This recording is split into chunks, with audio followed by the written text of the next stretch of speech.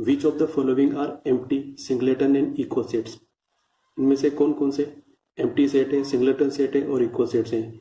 उन लोगों को ABCD ये 5 सेट दे दिए हैं और उसके अंदर कुछ डेफिनेशन दे रखी है। ठीक है, तो ये सब सेट बिल्डर फॉर्म में है। हम लोगों को इनको पहले रोस्टर फॉर्म में कन्वर्ट करना पड़ेगा और उसके बाद में हम लोग जज कर पाएंगे कि ये एम्प्टी सेट है कि सिंगलेटन सेट है या इक्वल सेट है। एम्प्टी सेट का मतलब ऐसे सेट जिसमें कोई भी एलिमेंट नहीं होता है, 0 एलिमेंट होते हैं।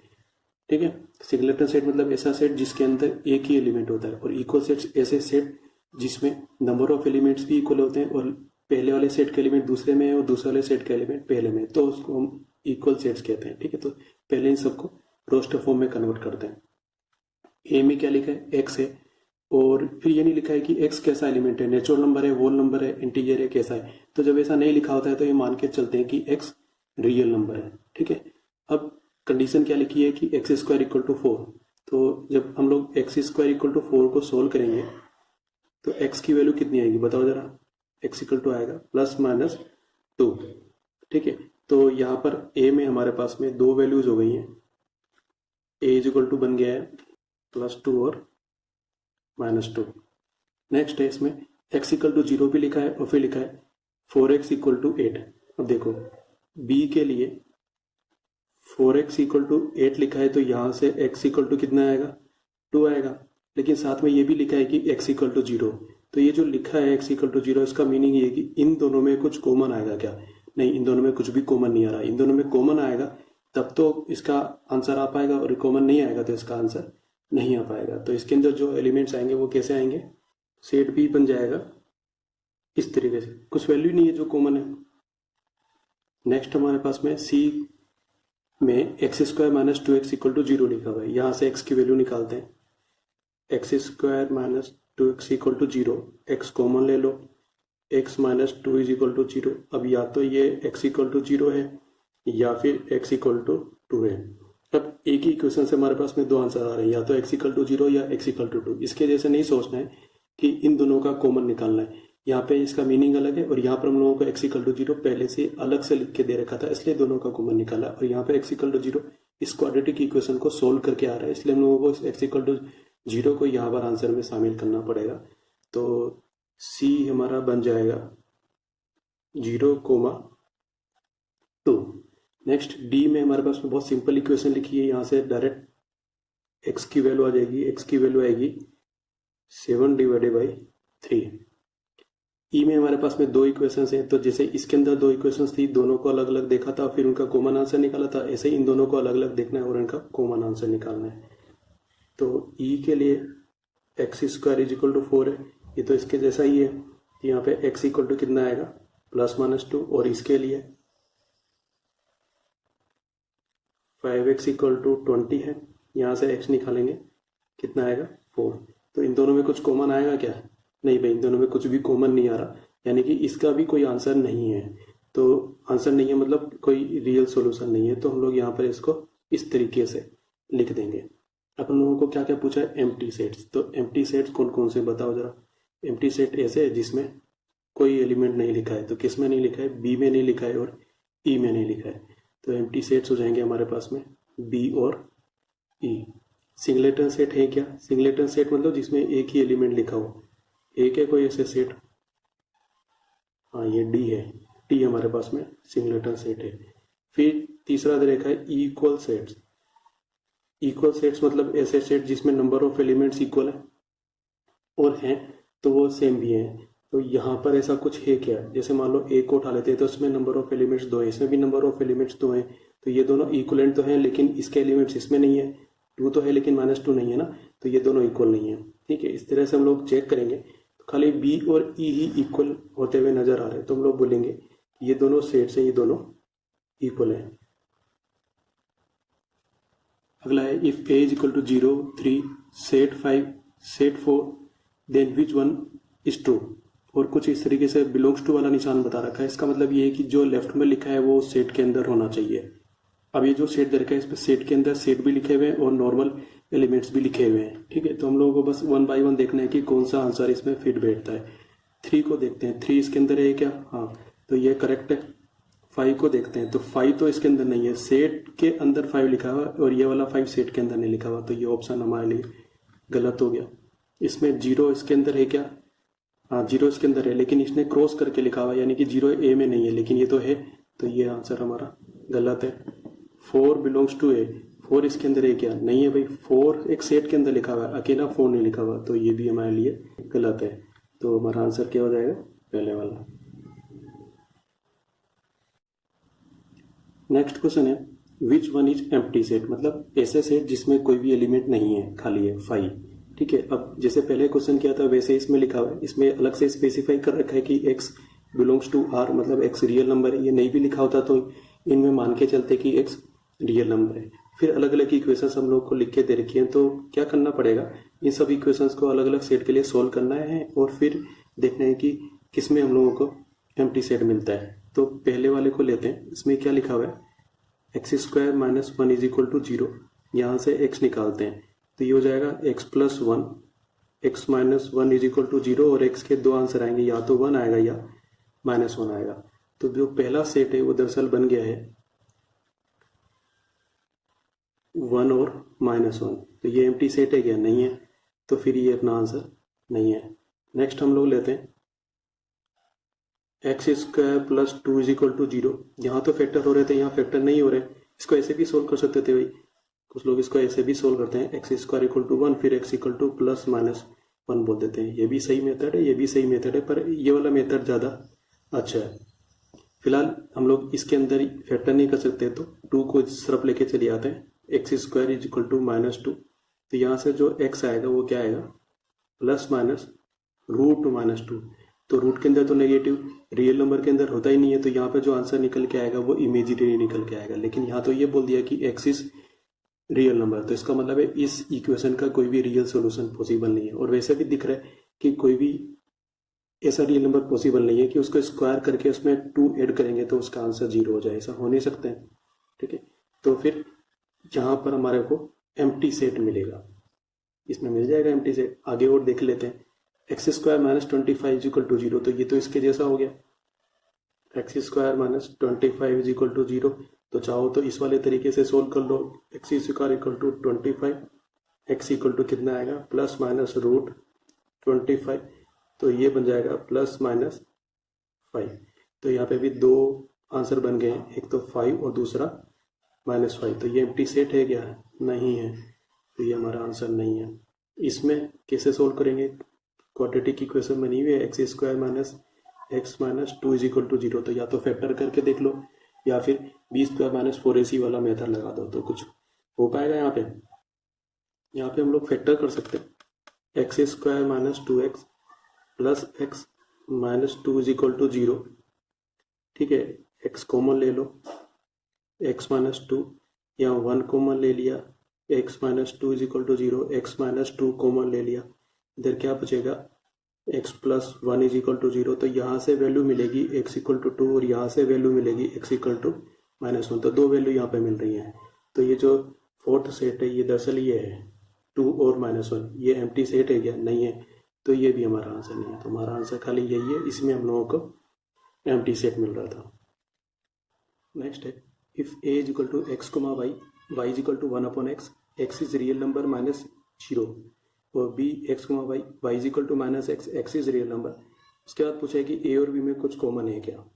तो इस क्वेश्चन को तो हम लोग ग्राफ के बेसिस पर कर सकते हैं।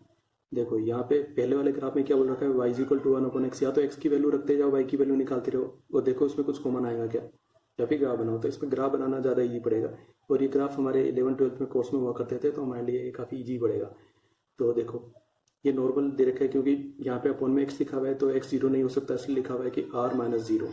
ठीक है, तो यहाँ पे एक्स की वैल्यू पॉजिटिव और नेगेटिव सारी रखी जा सकती है, उसके हिसाब से वाई आएगा। तो देखो क्या होगा, मान लो पहले वाले की बात करते हैं, तो एक्स की वैल्यू मान लो 0 रखते हैं, तो वाई कितना आता है, इन्फिनिटी आता।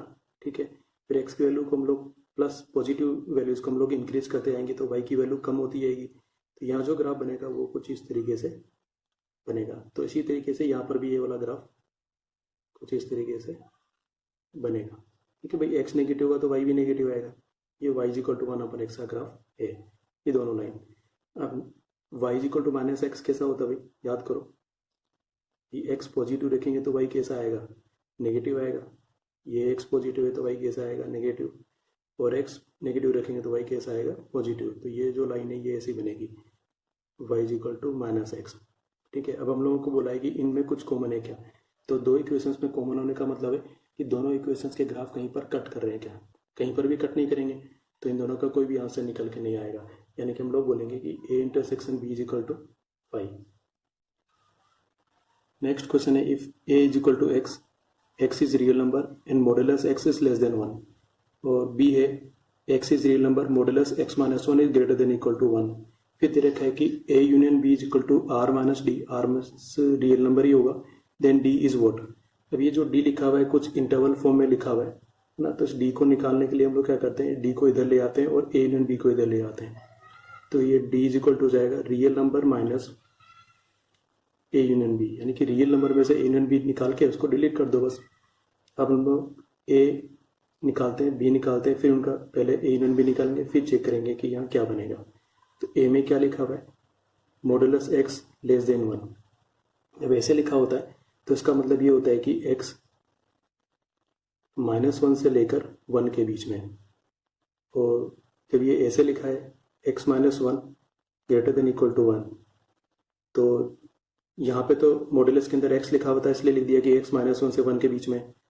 यहाँ पर मॉडुलस के अंदर पूरा x -1 लिखा है, तो हम लोग क्या बोलेंगे कि ये जो x -1 है ये या तो -1 से कम है, या फिर जब लेस देन का निशान होता है तो बीच में होता है, और जब ग्रेटर देन का निशान होता है तो कम या ज़्यादा की तरफ होता है। हम लोग अभी इसकी डिटेल में नहीं जा रहे, बस हम लोग इसको सोल्व कर रहे हैं। यहाँ तो सीधे x की वैल्यू आ गई, ये यहाँ निकालनी बाकी है। तो 1 को उधर लेके जाओ तो ये हो जाएगा x less than equal to -1 plus 1, यानी कि x is less than equal to 0, और 1 को उधर लेके जाओ, x is greater than equal to 1 plus 1 यानी कि 2।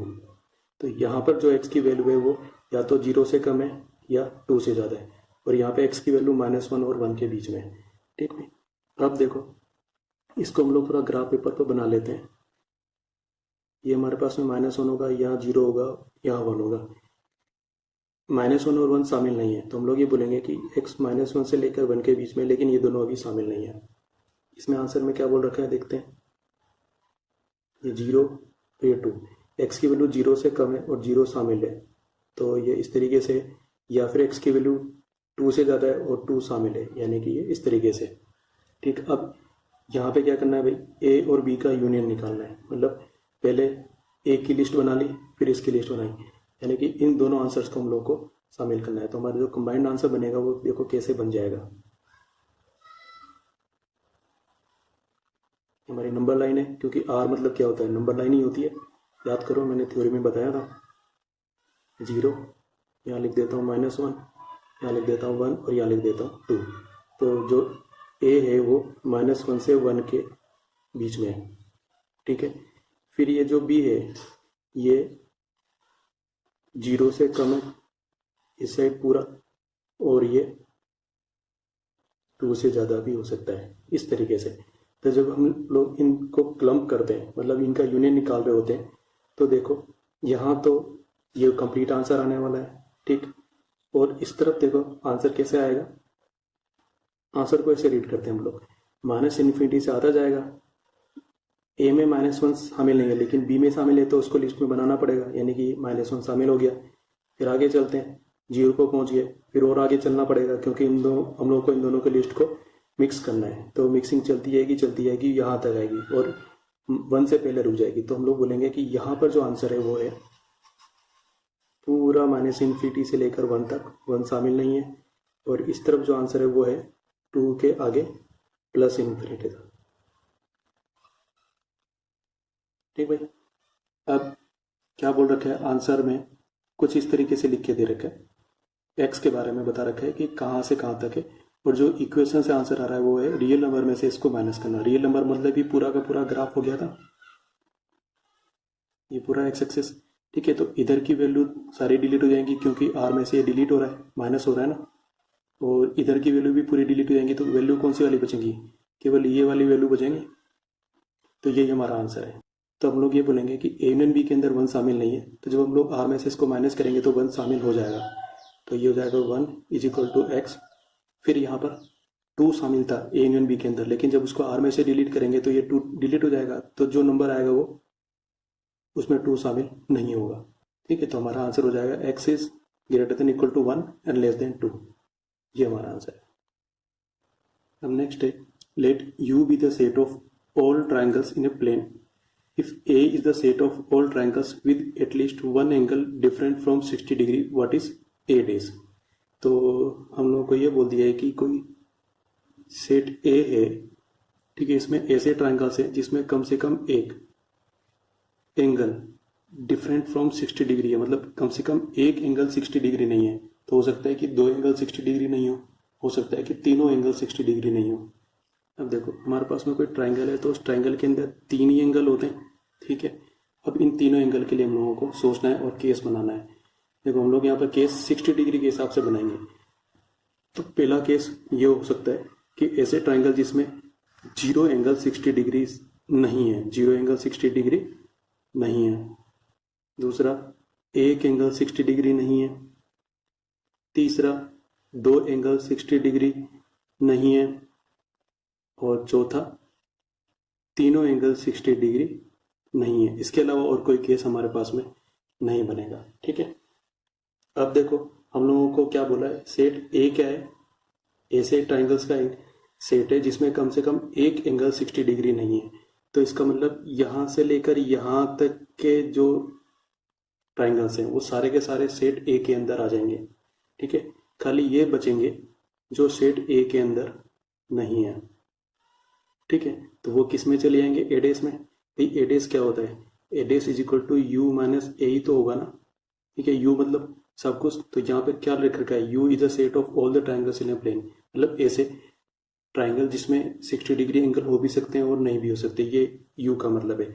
और ए का मतलब हम लोगों को ये बना के दे रखा है। ठीक है, तो यू मतलब सब में से जब हम लोग इन सारे ग्रुप को माइनस करेंगे तो हमारे पास में ऐसे सेट बनेंगे जिसमें 0 एंगल 60 डिग्री नहीं है। 0 एंगल 60 डिग्री का नहीं होने का मतलब है कि सारे एंगल 60 डिग्री हैं। ठीक है, तो हम लोग ए डेस इज इक्वल टू क्या बोलेंगे, ऑल द एंगल्स 60 डिग्री। तो ऐसे ट्राइंगल जिसमें सारे के सारे एंगल 60 डिग्री होते हैं वो कैसे ट्राइंगल होते हैं बताओ, इक्विलेटरल ट्राइंगल। ठीक है, ये हमारा आंसर हो जाएगा। नेक्स्ट क्वेश्चन है, if x and y are two sets such that x union y has 50 students, x has 28 elements and y has 32 elements, how many elements does x intersection y have? तो इस question में हम लोगों को ये बता रखा है कि n x union y is equal to 50 है, n x is equal to 28 है और n y is equal to 32 है। अब निकालना क्या है हम लोगों को, एन एक्स इंटरसेक्शन वाई। तो बहुत सिंपल है, ये तो हमारे पास में ये जो फॉर्मूला था एन एक्स यूनियन वाई वाला, इससे हम लोग इसको कैलकुलेट कर सकते हैं। N x n y n x intersection y, इसको उधर ले आओ, इसको इधर ले आओ, या पहले वैल्यू ही रख दो। चलो ये 50 है, ये 28 है, ये 32 है, minus n x intersection y, इसको उधर ले आओ, इसको इधर ले आओ, एन एक्स इंटरसेक्शन वाई, ये कितने आएंगे बताओ जरा, ये 60 हो जाएगा, इधर आ जाएगा 50, तो कितना बचेगा 10। ये हमारा आंसर हो जाएगा। नेक्स्ट क्वेश्चन है, n A is equal to 0.2, n B is equal to 0.3 और n A intersection B is equal to 0.1, then n A union B is equal to what. तो इसमें तो हम लोग सीधे सीधे ये फॉर्मूला काम में ले लेते हैं, n A union B is equal to n A plus n B minus n A intersection B. इन सब की वैल्यू लिखी है, ये 0.2 है, ये 0.3 है, इसमें से 0.1 हम लोग माइनस कर देते हैं, तो ये 3 और 2 5 हो जाएगा, 0.5 माइनस 0.1 यानी कि 0.4, तो ये अपना आंसर हो जाएगा। नेक्स्ट क्वेश्चन में क्या बोल रहे हैं भाई, if n A is equal to 2, A में 2 एलिमेंट्स है, n B is equal to 7 and A is subset of B, then the number of elements in A union B is what. तो इस क्वेश्चन में पूछा तो यही है, n A union B, तो फिर से n A union B is equal to n A plus n B minus n A intersection B. अब देखो A is a subset of B, तो इसका मतलब है कि ए के जो एलिमेंट्स हैं वो बी के अंदर भी हैं। ठीक, तो इन दोनों में कॉमन क्या आएगा, इन दोनों में कॉमन यही आने वाला है, तो इसके जो दोनों एलिमेंट्स है वो इसके अंदर है। ठीक है, तो इन दोनों सेट के अंदर जो common element, number of common elements निकलेंगे वो 2 ही निकलेंगे, तो n A intersection B is equal to 2 हो जाएगा। तो ये हो जाएगा 2 प्लस 7 माइनस 2, हमारे पास में आंसर कितना आएगा 7। नेक्स्ट है, if number of elements in set A and set B are 3 and 5 respectively, then minimum number of elements in A union B is what? तो हम लोगों को सेट A और B में नंबर ऑफ एलिमेंट्स दे रखे हैं, यानी कि एन ए पता है ये 3 है, फिर एन बी भी हम लोगों को पता है ये कितना है 5 है, तो हम लोग को minimum number of elements in A union B बोला, यानी कि एन ए यूनियन B निकालना है, लेकिन इसकी मिनिमम वैल्यू हम लोगों को निकालनी है। ठीक है, तो अब देखो हो सकता है कि ये कुछ ऐसा केस हो जिसमें ए और बी में कुछ कॉमन है, तो हमारे पास में फॉर्मूला हुआ करता है n A union B is equal to n A plus n B minus n A intersection B. ठीक है, तो एन ए कितना दे रखा है 3, एन बी कितना दे रखा है 5, इसके बारे में अभी हम लोगों को नहीं पता है, थोड़ी देर में सोचते हैं। तो ये हमारे पास में हो जाएगा 8 minus n into A intersection B. N A union B यहां से आ रहा है, देखो ये जो एन ए इंटरसेक्शन बी है इसका मतलब क्या है कि ए और बी में कितने एलिमेंट्स कॉमन है। ठीक है, अब हमारे पास ए में तो 3 एलिमेंट्स है, बी में 5 एलिमेंट्स है, तो सोचते हैं मान लिया इन दोनों में कोई भी एलिमेंट कॉमन नहीं है, तो इसकी वैल्यू 0 है, तो उस केस में एन ए यूनियन बी कितना आएगा 8 माइनस 0 इज इक्वल टू 8 आ जाएगा। नेक्स्ट हम लोग क्या सोच सकते हैं, मान लीजिए ये देखो नंबर ऑफ एलिमेंट्स इसमें 3 है, इसमें 5 है, तो मैक्सिमम हमारे पास में 3 एलिमेंट्स कॉमन हो सकते हैं, क्योंकि इससे ज़्यादा तो इसके पास नहीं है। तो मान लीजिए कि एक एलिमेंट कॉमन है, तो एन की वैल्यू 1 हो गई, तब उस टाइम पर हमारे पास में 8 माइनस 1 इज इक्वल टू कितना आएगा 7, तो एन ए एन बी की वैल्यू 7 हो सकती है। ठीक है, जब 2 एलिमेंट्स कॉमन होंगे तब उस केस में एन की वैल्यू 2 हो जाएगी, तो 8 माइनस 2 इज इक्वल टू 6, तब उस केस में एन ए एन बी की वैल्यू 6 आ सकती है। फिर नेक्स्ट मान लो ए के तीनों एलिमेंट्स बी के साथ में कॉमन है, तो एन ए इंटरसेक्शन बी की वैल्यू कितनी हो जाएगी 3, और उस टाइम पर हमारे पास में एन ए एन बी की वैल्यू कितनी आ जाएगी 5। अब इससे ज़्यादा एन की वैल्यू नहीं हो सकती है ना। ठीक है, तो हम लोग ये बोलेंगे कि एन ए एन बी की जो मिनिमम वैल्यू है वो कितनी है 5 है, तो ये हमारा आंसर है। नेक्स्ट क्वेश्चन है एन ए इक्वल टू 2, मतलब ए में 2 एलिमेंट्स है, n B equal to 7, n A intersection B is equal to 2, यानी कि ए और बी में 2 एलिमेंट्स कॉमन है। तब हम लोगों को ये पूछा है कि ए क्रॉस बी और बी क्रॉस ए में कितने एलिमेंट्स कॉमन है। ठीक है, तो यहाँ पर हम लोगों को थोड़ा ध्यान देना पड़ेगा। हम लोग एग्जाम्पल के तौर पर एक सेट बना सकते हैं, ए और बी को हम लोग ऐसे मान सकते हैं। तो हम लोग बी को इस तरीके से मान लेते हैं, A B C D E F G, इसमें 7 एलिमेंट्स हैं, और ए को हम लोग मान लेते हैं ए बी। इन दोनों में 2 एलिमेंट्स कॉमन हो गए, ए बी यहाँ पर कॉमन हो गए, यही तो लिखा हुआ है। ठीक है, अब हम लोग ए क्रॉस बी ट्राई करने की कोशिश करते हैं, तो देखो क्या बनेगा। तो पहले ए के एलिमेंट लेंगे और बी के साथ में क्रॉस करेंगे, तो इस ए को उठाते हैं, ए के साथ में क्रॉस होएगा, तो हमारे पास में ग्रुप बनेगा ए कोमा ए, फिर ए बी के साथ में बनेगा, ए कोमा बी, फिर ए सी के साथ में बनेगा, इस तरह से बनेगा, फिर ए कोमा डी, इस तरह से हमारे पास में ग्रुप बनेंगे। ए क्रॉस भी निकालेंगे तो ये हमारे पास में बन के आएगा। इसी तरीके से जब हम लोग B cross A find out करेंगे तो क्या आएगा, देखो जरा। अब हम लोग बी के एलिमेंट्स पहले उठाएंगे और ए के साथ ग्रुपिंग करेंगे, तो हमारे पास में आएगा इस तरीके से। अब ए क्रॉस बी और बी क्रॉस ए में कुछ कॉमन है, चेक करते हैं। ए कोमा ए, हाँ ए कॉमन है। ए कोमा बी, हाँ है कॉमन है। ए कोमा सी मिलेगा क्या, नहीं, ए कोमा सी नहीं मिल रहा है। ए कोमा डी मिलेगा क्या, नहीं मिल रहा है।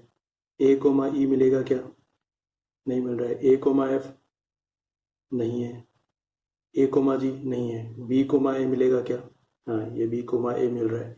बी कोमा बी मिलेगा क्या, हाँ ये बी कोमा बी मिल रहा है। बाकी सब नहीं मिलेंगे, बाकी सब उल्टे हैं। ठीक है, तो ए क्रॉस बी और बी क्रॉस ए में कितने एलिमेंट्स को बनाए, 1 2 3 4, तो हमारा आंसर क्या हो जाएगा कि n a cross b common b cross a is equal to 4। Next है number of subsets of set A B C D is what.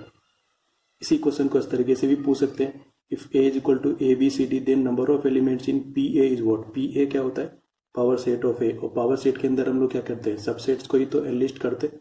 ठीक है, तो इसके लिए हमारे पास में फॉर्मूला क्या होता है, 2 टू द पावर n।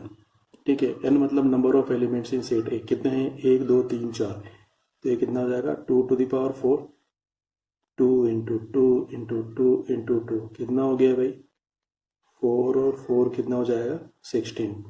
तो कितने सबसेट्स बनेंगे, 16 सबसेट्स बनेंगे। अब जो पिछला क्वेश्चन था उसी से मिलता जुलता क्वेश्चन है, number of proper subsets of set A B C D. Set वही हम लोगों ने लिया है, बस क्वेश्चन चेंज कर दिया और पूछा है प्रॉपर सबसेट। प्रॉपर सबसेट का मतलब ये होता है कि जो इक्वल वाला सबसेट है उसको डिलीट कर दो। तो टोटल सबसेट्स हमारे पास में आ रहे थे 16। ठीक है, तो प्रॉपर सबसेट कितने आ जाएंगे, इसमें से एक माइनस कर दो 15, तो ये हमारा आंसर हो जाएगा। ठीक है, नेक्स्ट है number of non empty subsets of a set A B C D is what. इसमें भी हम लोगों ने वही सेट लिया है जो पहले वाले क्वेश्चन में था। अब इसमें हम लोगों को नॉन एम्प्टी सबसेट पूछा है। ठीक है, तो टोटल सबसेट्स हमारे पास में आ रहे थे 16, उसमें जो सबसे शुरू वाला था 5, इसको छोड़कर 5 को छोड़कर बाकी सारे सेट्स के अंदर कोई ना कोई एलिमेंट थे, तो वो सारे के सारे सेट नॉन एम्प्टी सबसेट होंगे। ठीक है, तो 16 में से एक को माइनस कर दो तो हमारे पास में कितना आएगा 15। तो हमारे पास इस सेट के लिए 15 नॉन एम्प्टी सबसेट्स है। इसी में ये पूछ लेता कि नॉन एम्प्टी प्रॉपर सबसेट्स कितने हैं, तब क्या करना पड़ता है बताओ जरा। तो नॉन एम्प्टी तो कितने हो गए 15। अब उसमें वो वाला सेट भी है जिसके अंदर ये चारों के चारों एलिमेंट्स होंगे, सबसे लास्ट वाला। अब प्रॉपर सबसेट वर्ड काम में ले लिया तो मतलब उसको भी डिलीट करना पड़ेगा। तो हमारे पास में नॉन एम्प्टी प्रॉपर सबसेट्स कितने हो जाएंगे, 15 माइनस 1 इज इक्वल टू 14। तो ये भी हम लोगों को थोड़ा ध्यान रख लेना चाहिए। नेक्स्ट क्वेश्चन है, if A union 3,4 is equal to 3 4 6 2 0 5 then A is what. अब देखो ये कुछ इक्वेशन बना के हम लोगों को दे रखी है और ए पूछा है, तो इसको उस साइड लेके चले आओ। ऐसे हम कर सकते हैं, तो हम लोग इसको इस तरह से ले सकते हैं कि ए इज इक्वल टू 3 4 6 2 0 5 माइनस ये वाला सेट 3,4। अब एक सेट में से दूसरा सेट माइनस होता है तो क्या करते हैं कि जो कॉमन एलिमेंट है उनको हम लोग हटा देते हैं। तो इन दोनों में कौन कौन से एलिमेंट्स कॉमन है, 3 4 इसमें है क्या, हाँ है, तो इन दोनों को डिलीट कर दिया, क्या बचेगा 6 2 0 5। ठीक है, तो ये हमारा सेट ए हो जाएगा, है क्या ऑप्शन में 6 2 0 और 5, 6 2 0 और 5 यहाँ पे लिखा हुआ है।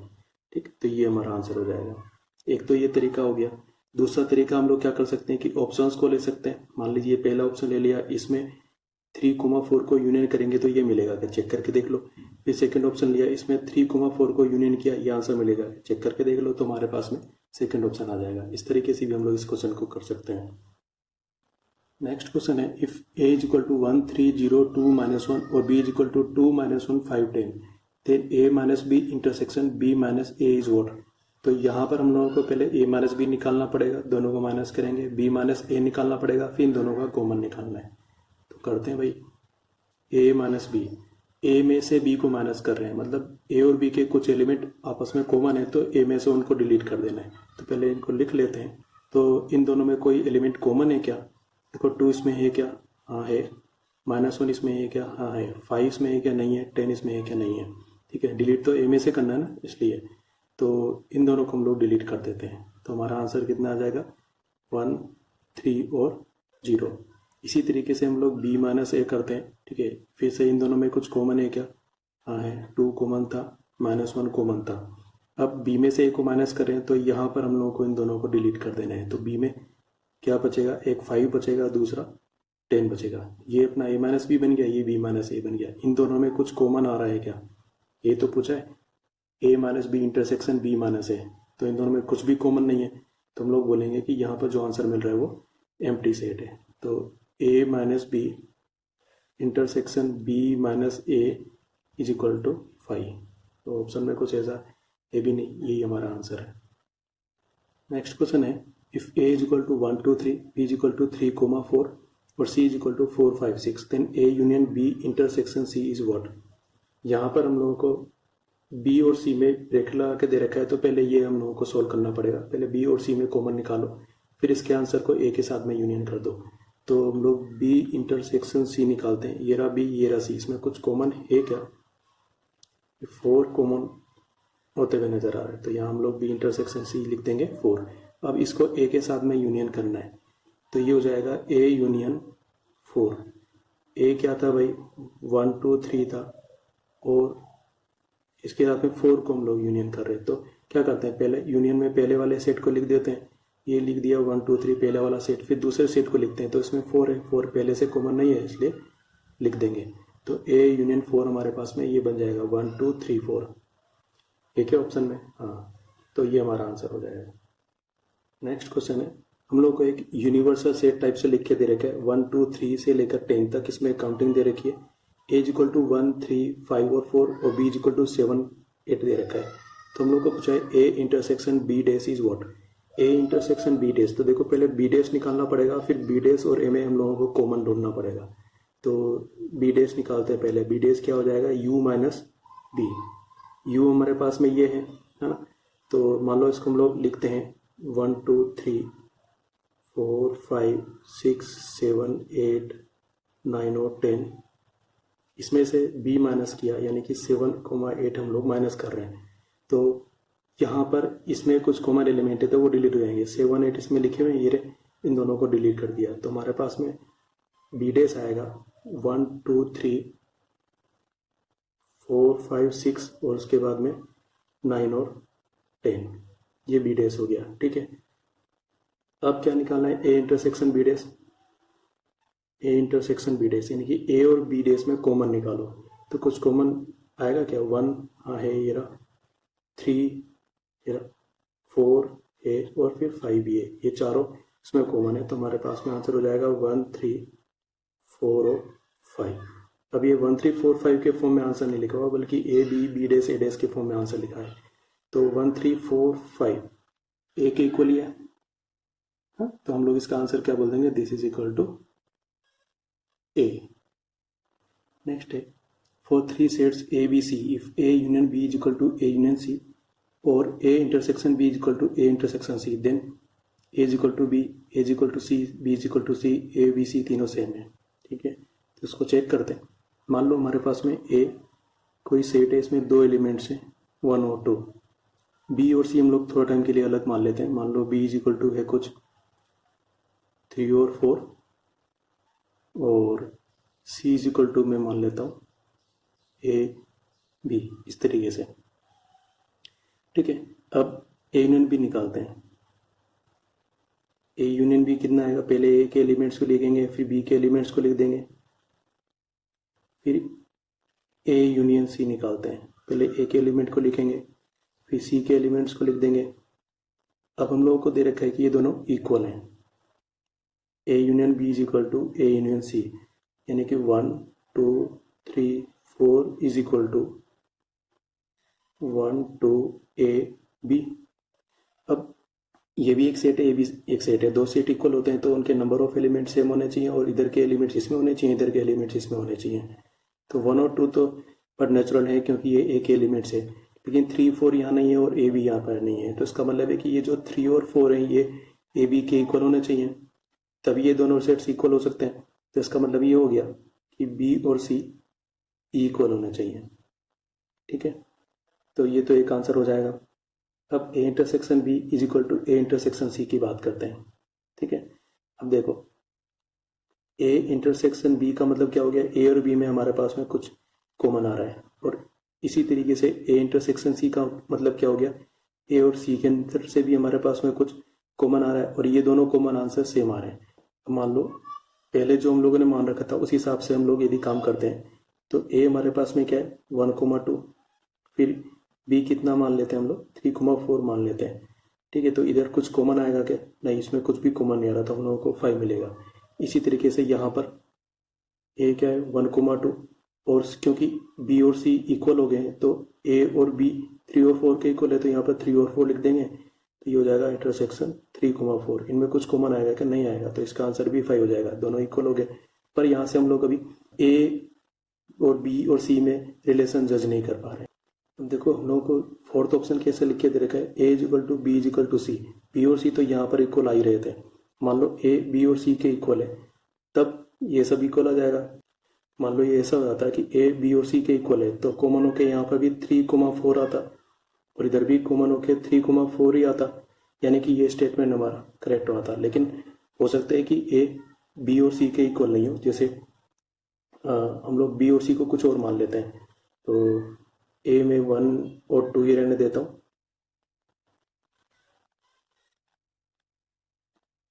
बी को मैं मान लेता हूँ 3, 4 और 2 मान लेता हूँ, ठीक है।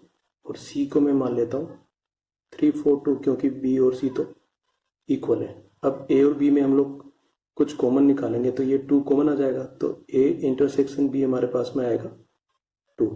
इसी तरीके से जब मैं ए इंटरसेक्शन सी निकालूंगा तो हमारे पास में आंसर आएगा 2।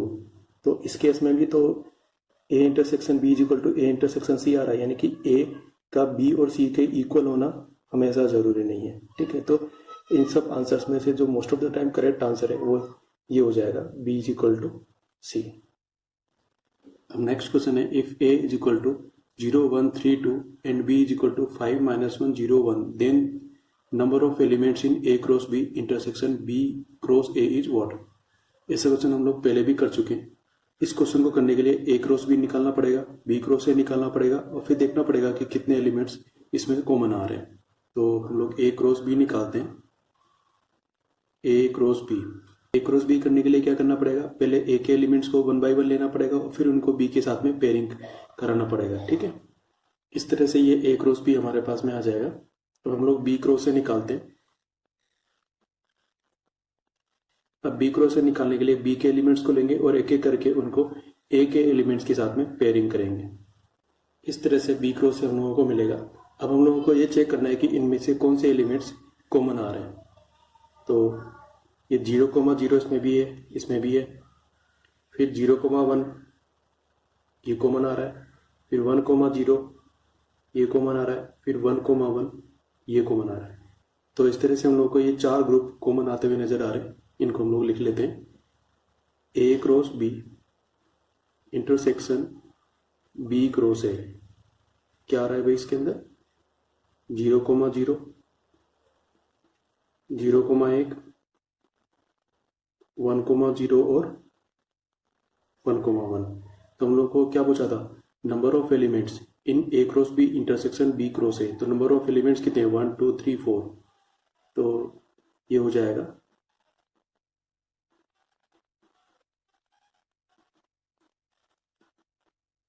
4 हमारा आंसर हो जाएगा।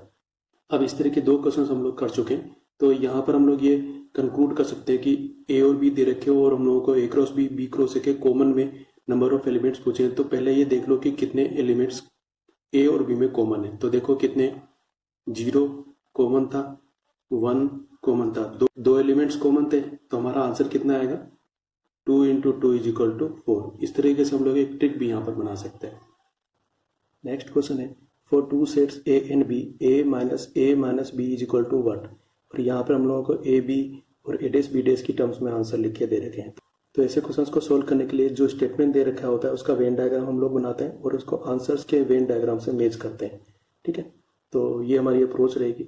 मान लो ए और बी में कुछ कॉमन है, ठीक। तो हम लोग कुछ इस तरीके से 2 स्फेयर्स बना लेते हैं, जो कट कर रहे हैं। ये अपना ए है, इतना बी है।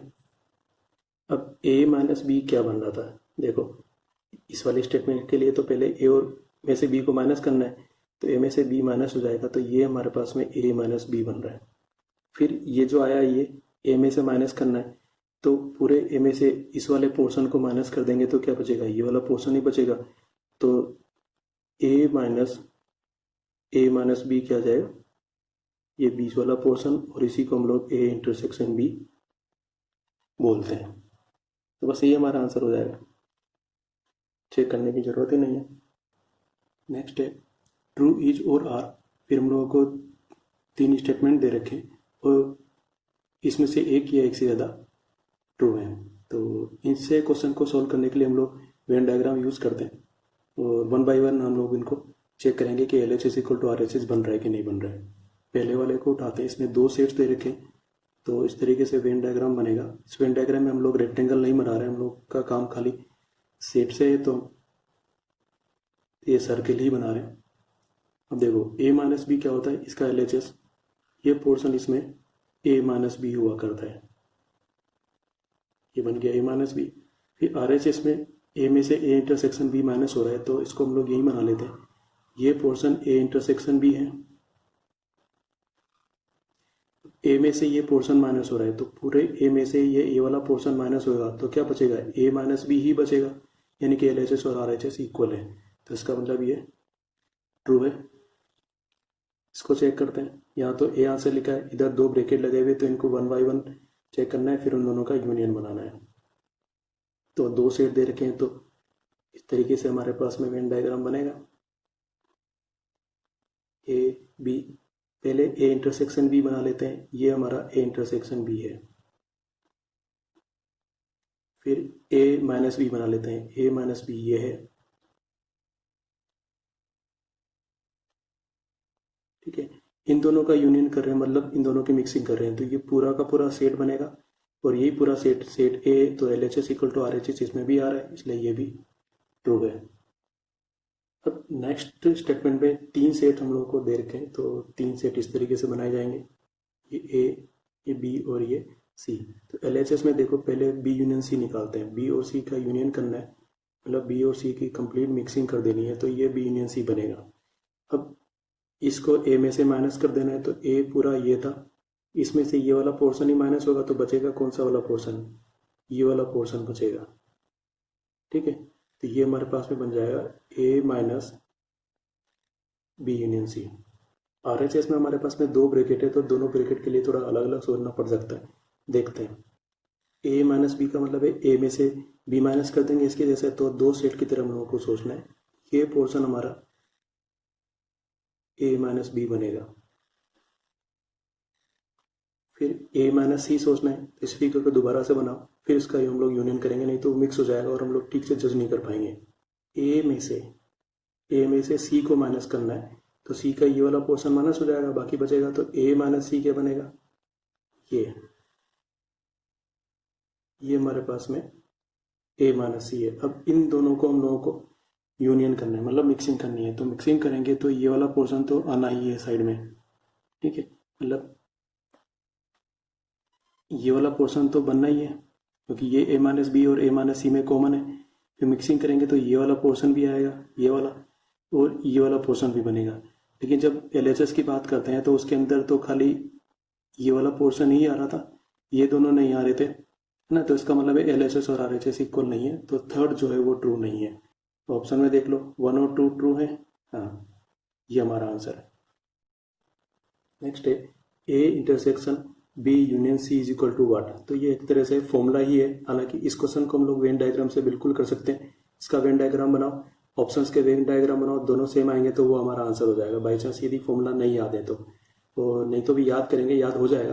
तो ऐसे क्वेश्चंस में जब दोनों साइन अलग अलग होते हैं, तब हम लोग क्या करते हैं, जैसे ब्रैकेट ओपन हो रहा होता है इस तरीके से ओपन करते हैं, और यहाँ पर ये वाला साइन अंदर वाला चेंज नहीं होता है, तो ये क्या हो जाएगा, ए इंटरसेक्शन बी होएगा, फिर ए इंटरसेक्शन सी होएगा। तो किसी में ऐसा दे रखा है कि हाँ ए इंटरसेक्शन बी भी दे रखा है और ए इंटरसेक्शन सी भी दे रखा है, और ये वाला साइन चेंज नहीं होता, यानी कि फिर यही हमारा आंसर है। तो दरअसल ये फॉर्मूला ही हुआ करता है, इसको याद कर लेना चाहिए। मैंने थ्योरी नोट्स में बताया भी था कि किसके अंदर साइन चेंज होता है और किस में नहीं होता है। तो ब्रैकेट ओपन होएगा, ए इंटरसेक्शन बी, फिर ए इंटरसेक्शन सी, और ये वाला साइन चेंज नहीं होता, ये यूनियन ही रहेगा, तो यही हमारा आंसर है। अगला क्वेश्चन है ए माइनस बी इंटरसेक्शन सी, ये भी फॉर्मूला है। यहाँ पे भी हमारे पास में 2 अलग अलग साइन है, तो ए में से पहले बी माइनस होगा, फिर ए में से सी माइनस होगा, और उन दोनों का कॉमन नहीं निकालेंगे। यहाँ पर ये साइन चेंज कर देता है, ध्यान रखना है, मैंने अपनी थ्योरी नोट्स में बताया था, इसमें साइन चेंज होता है, इंटरसेक्शन की जगह यूनियन आएगा, तो ए माइनस बी आएगा पहले, फिर ए माइनस सी आएगा, फिर इंटरसेक्शन की जगह यूनियन आएगा, तो ये हमारा आंसर है। नेक्स्ट हम लोगों को कुछ फिगर दे रखा है, इसमें कुछ शेडेड पोर्शन दे रखा है, और पूछा है कि ये किसका आंसर है। तो ऐसे क्वेश्चंस को सोल्व करने के लिए ऑप्शंस को वन बाई वन उठाना चाहिए और चेक करना चाहिए कि वो दिए गए फिगर में मैच हो पा रहा है कि नहीं हो पा रहा है। तो ये हमारे पास में 3 सेट्स हैं। बी यूनियन सी निकालते हैं। बी यूनियन सी का मतलब क्या हो गया, ये, ठीक है। इसको ए के साथ कॉमन निकालते हैं, तो ये हमारा ए है और इसका ए के साथ कॉमन निकालेंगे तो कौन सा पोर्शन आएगा, ये वाला पोर्शन आएगा। ये तो इसके जैसा नहीं है, इसका मतलब ये हमारा आंसर नहीं है। नेक्स्ट, अच्छा मैंने ये फिगर थोड़ा सा अलग बना दिया, मैं नेक्स्ट वाले क्वेश्चन में इसी के जैसा फिगर बनाता हूँ, ज़्यादा अच्छा रहेगा।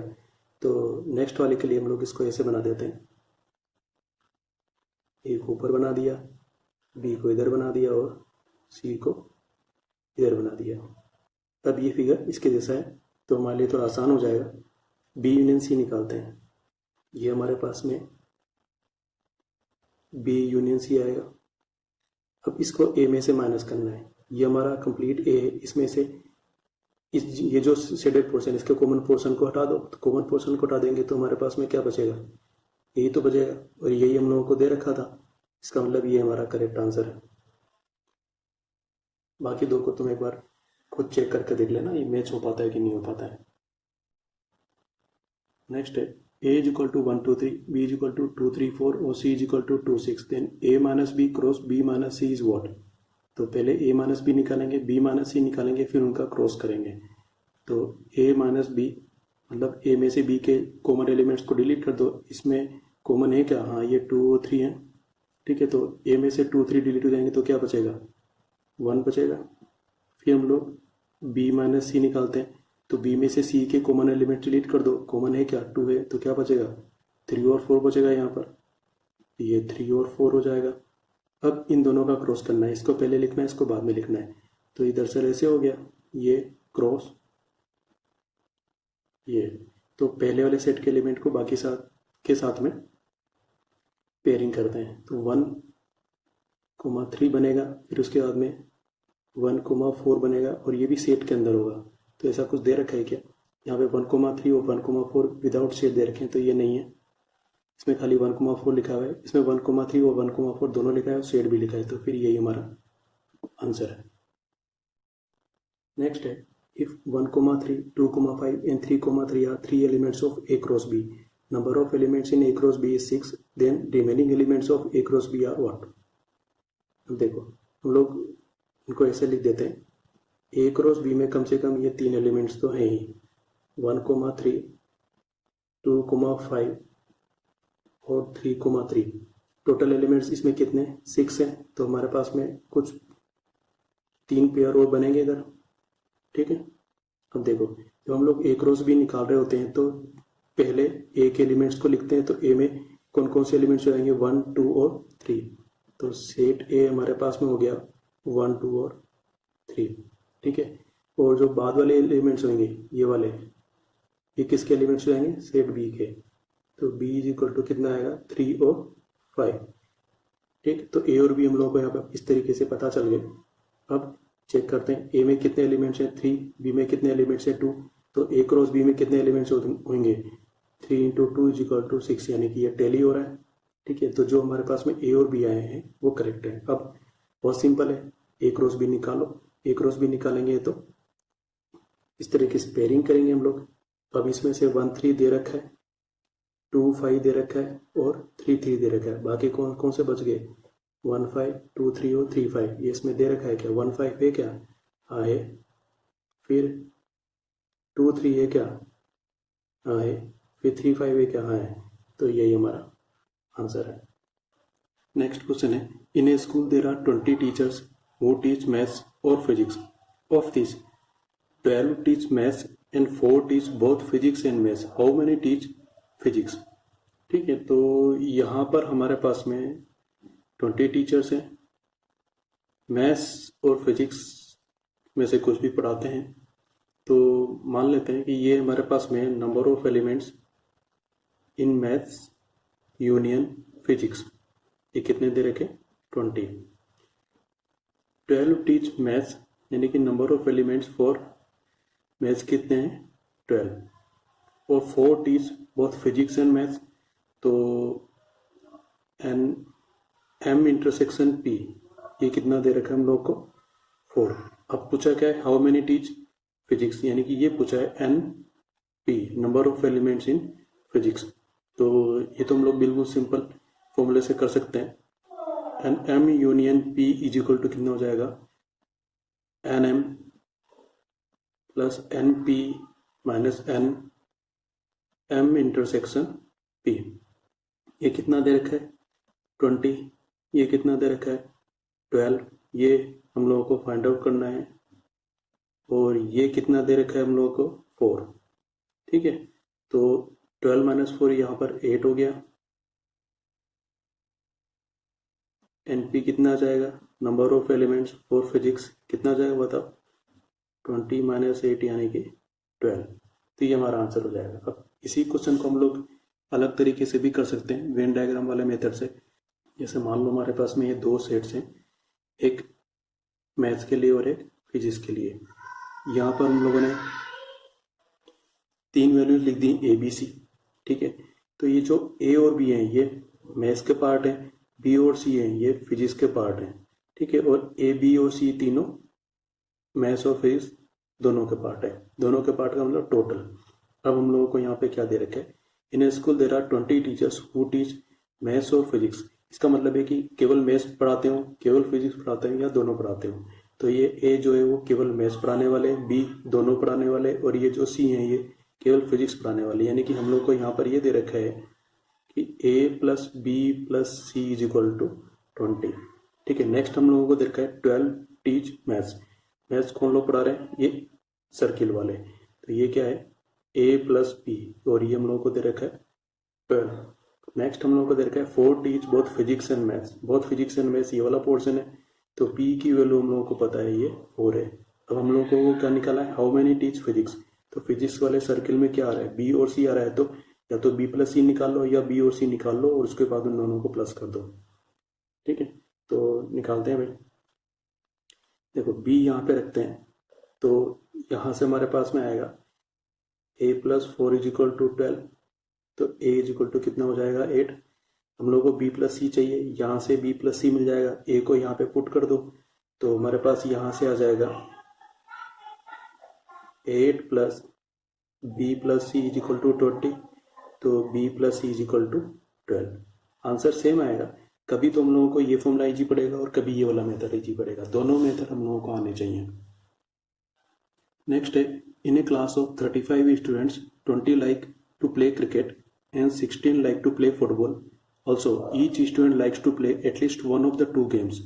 How many students like to play both cricket and football. तो यहाँ पर भी 2 तरह के ग्रुप हैं, और हमारे पास में ग्रुप में कितने स्टूडेंट्स हैं 35। और ये जो लाइन लिखी है, each student likes to play at least one of the 2 games, है ना। एटलीस्ट लिखा है, इसका मतलब है कि केवल एक गेम भी वो लोग लाइक कर सकते हैं, या एक से ज्यादा, मतलब दोनों गेम भी वो लोग लाइक कर सकते हैं। तो ये जो 35 स्टूडेंट्स है, इसमें से कोई भी ऐसा स्टूडेंट ऐसा नहीं बचा है जो इन दोनों गेम को नहीं खेलता होगा। ठीक है, तो जो क्रिकेट और फुटबॉल वाले ग्रुप है, उन दोनों का यूनियन हम लोगों को लिख के दे रखा है। ठीक है, तो कहने का मतलब ये हो गया, क्रिकेट का सी ले लेते हैं, फुटबॉल का एफ ले लेते हैं। तो number of elements in cricket union football, ये हम लोगों को दे रखा है 35। 24 like to play cricket, n C कितना है 24, and 16 like to play football, यानी कि एन एफ ये कितना है 16। अब हम लोगों को पूछा है how many students like to play both cricket and football. तो हम लोगों को पूछा है एन सी इंटरसेक्शन एफ। ठीक है, तो जैसे पहले किया था वैसे सिंपल फॉर्मूले से हम लोग इसको कर सकते हैं। तो n C union F is equal to n C plus n F minus n C intersection F. ये कितना है 35, ये कितना है 24, ये कितना है 16, और ये हम लोगों को पता करना है। हो जाएगा, ये कितना आएगा बताओ जरा, 24 और 16, ये हो जाएगा हमारे पास में 40 minus n C intersection F. यहाँ 35 है, इसको इधर ले आओ, 35 को इधर ले आओ, तो एन सी इंटरसेक्शन एफ हो जाएगा 40 माइनस 35 यानी कि 5। नेक्स्ट है, a college awarded 38 medals in football, 15 in basketball and 20 in cricket. यहाँ पर 3 गेम्स दे रखे हैं. If these medals went to a total of 58 men and only 3 men got medals in all the 3 parts. इन तीनों का intersection हम लोगों को दे रखा है कितना है 3. How many received medals in exactly 2 of the 3 sports? तो exactly 2 of the 3 sports का मतलब ये हो गया कि फुटबॉल और बास्केटबॉल, या फिर फुटबॉल और क्रिकेट, या फिर बास्केटबॉल और क्रिकेट, इस तरीके से. तो यहाँ पर वो वेन डायग्राम वाला मेथड ज़्यादा यूजफुल रहेगा. ठीक, तो हम लोग इसको कैसे करेंगे. यहाँ पे 3 गेम दे रखे हैं तो 3 सर्किल बनाएंगे हम लोग. ये बना दिए. मान लीजिए ये फुटबॉल के लिए है, ये बास्केटबॉल के लिए और ये क्रिकेट के लिए. यहाँ जितना गैप है उनमें हम लोग कुछ लिख देते हैं A B C D E F और G. ठीक है. अब यहाँ क्या लिखा है, फुटबॉल में कितने मेडल्स गए 38. ये अपने पास में फुटबॉल का सर्किल है, इसमें क्या है A B E O D, यानी कि हम लोगों को ये दे रखा है A plus B plus E plus D is equal to 38.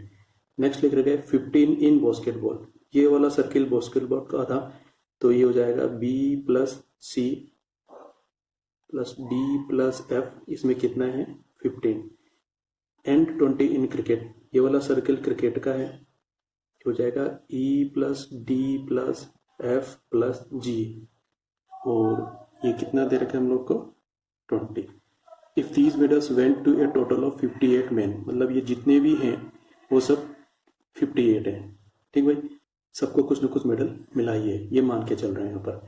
ठीक, तो ये सब यानी कि A plus B plus C, फिर E plus D plus F plus G, इसकी वैल्यू हम लोगों को लिख के दे रखी 58.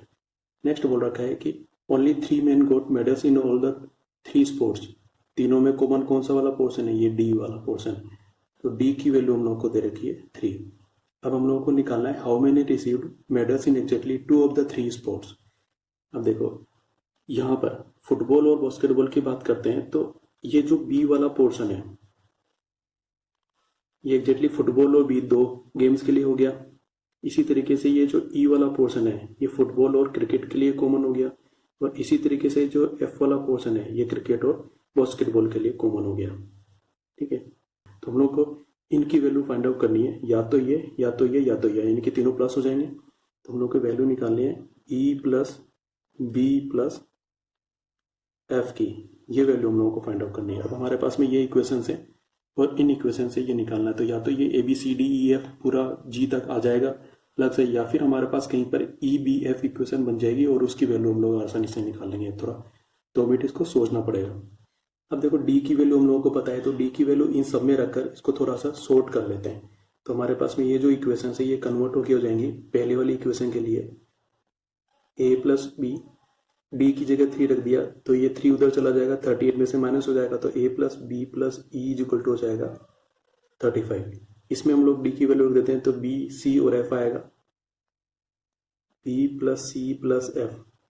15 में से 3 जाएगा तो कितना हो जाएगा 12. इसी तरीके से डी यहाँ रखेंगे तो ई एफ और जी आएगा, ई प्लस एफ प्लस जी, डी उधर चला गया तो कितना बचा 3 माइनस हो रहा है 17. और इसी तरीके से डी यहाँ पे रख देंगे और उसको उधर ले जाएंगे तो ए बी सी ई एफ और जी आएगा, ए बी सी ई एफ और जी. इसकी वैल्यू कितनी आएगी 55. अब हम लोगों को इन चारों इक्वेशन को सोल्व करना है. इसको सोल्व करने के लिए हम लोग अपने हिसाब से सोच सकते हैं. नहीं तो देखो इन तीनों इक्वेशंस को सपोज हम लोग प्लस करते हैं, तो देखो क्या क्या आएगा. इन तीनों को प्लस करने पर ए आएगा, बी 2 बार आ रहा है, फिर ई 2 बार आ रहा है, फिर सी 1 बार आ रहा है, फिर एफ 2 बार आ रहा है, फिर जी 1 बार आ रहा है, और इधर इन तीनों से आएगा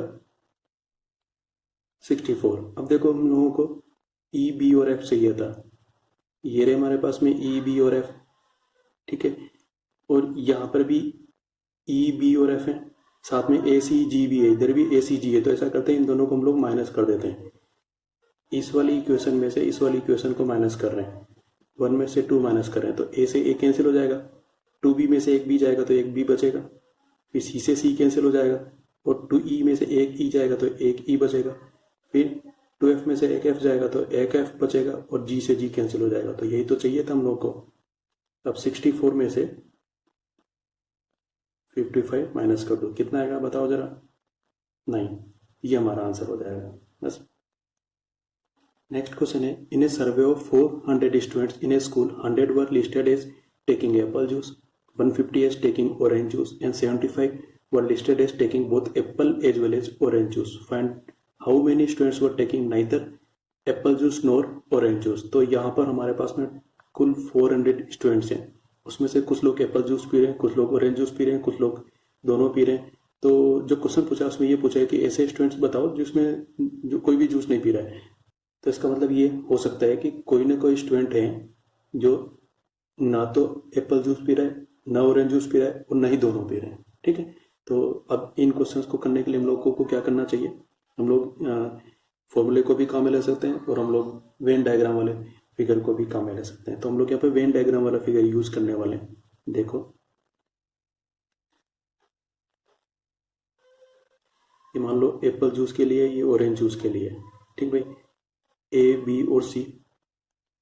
अब 100 were listed as taking apple juice, apple में ये आ रहा है ए और बी, तो ए प्लस बी हमारे पास में कितना है? 100। 150 एज टेकिंग ऑरेंज जूस, ये ऑरेंज वाला है, तो बी प्लस सी कितना है? 150 and 75 were listed as taking both apple and orange juice, तो ये बी जो है वो कॉमन वाला पोर्शन है, बी इक्वल टू कितना है? 75। ठीक भाई, अब ये पूछा है कि कितने लोग दोनों पसंद नहीं करते, तो इसका मतलब ये हो गया कि जो ए प्लस बी प्लस सी है एप्पल और ऑरेंज के लिए, उसकी वैल्यू 400 से कम आ रही होगी। तो ए प्लस बी प्लस सी निकाल लो और 400 में से उसको माइनस कर दो। तो ए प्लस बी प्लस सी हम लोग निकालते हैं, बी तो पता ही है, यहाँ रख दो तो सी आ जाएगा 150 माइनस 75 कितना आएगा बताओ जरा? 75। और बी यहाँ रख दो तो ए इज इक्वल टू कितना हो जाएगा? 100 माइनस 75, ये कितना हो गया? 25। ठीक है, अब A plus B plus C निकालना है बस। तो A plus B plus C is equal to 25, 75 और फिर से 75, 175, ये हमारा आंसर हो गया। ठीक है, तो ए प्लस बी प्लस सी की वैल्यू 175 आ गई। अब 400 में से 175 ही है जो जूस पसंद करें, बाकी लोग नहीं पसंद कर रहे हैं। तो जो आंसर है वो आंसर हमारे पास में क्या हो जाएगा? 400 माइनस 175। अब इसी को हम लोग फॉर्मूले से भी कर सकते हैं, कुछ को ये आसान लगता है, कुछ को ये आसान लगता है। तो इसको हम लोग ऐसे लिख सकते हैं, n apple union orange is equal to n apple plus n orange minus n apple intersection orange. ठीक है, तो एन एप्पल कितना दे रखे? 100। एन ऑरेंज कितने दे रखे हम लोगों को? 150। और कॉमन वाले कितने दे रखे? 75। ये कितना आएगा बताओ? ये हो गया हमारे पास में 250 माइनस 75, तो ये हो गया 175। ठीक है, अब ये 175 400 से कम है ना, तो हम लोग इसमें से 175 को माइनस कर देंगे, तो ये हमारा आंसर है। यहाँ पे भी यही आ रहा था 225, तो या तो ऐसे सोल्व करो या फिर ऐसे सोल्व करो। नेक्स्ट क्वेश्चन है, a market research group conducted a survey of 1000 consumers and reported that 720 consumers like product A, 450 consumers like product B.